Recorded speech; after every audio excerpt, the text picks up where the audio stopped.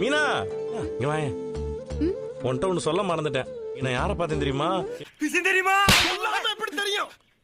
பழைய ஃப்ரெண்டு கோபியை பார்த்தேன். ரொம்ப வருஷம் ஆச்சுல்ல, எப்படி உங்களுக்கு அடையாளம் தெரிஞ்சது? கரெக்டா கேட்ட மீனா. ஏய் பதில்ல சொல்றா. அவனை அடையாளம் கண்டுபிடிக்க முடியல. நல்லா வெயிட் போட்டான். அப்பதான் நல்லா குச்சி மாதிரி இருப்பான். அவனை கிண்டல் பண்ணிட்டே தான் இருப்போம். நான் எங்கடா பண்ணேன்? என்ன வச்சு நீங்க தானடா காமெடி பண்ணுவீங்க. என்னடா ஆளே மாறிட்டான். அப்பதான் யோசிச்சேன் இல்ல கொஞ்சம் சீரியஸா இருக்கணும்னு. பரவாயில்லையே, ஹெல்த் பத்தி எல்லாம் திங்க் பண்றீங்க.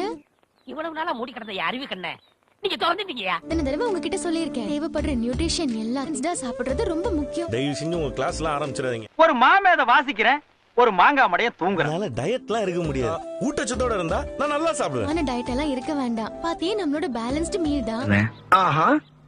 தினமும் ரைஸ் தானே சாப்பிடுறோம். தானியங்களை சாப்பிடுறது ரொம்ப முக்கியம். அதுல நிறைய நார்ச்சத்து, கூடவே புரோட்டீனும் இருக்கு. மறக்காம சர்ப்ரைஸ் பண்ணுங்க. Thank you.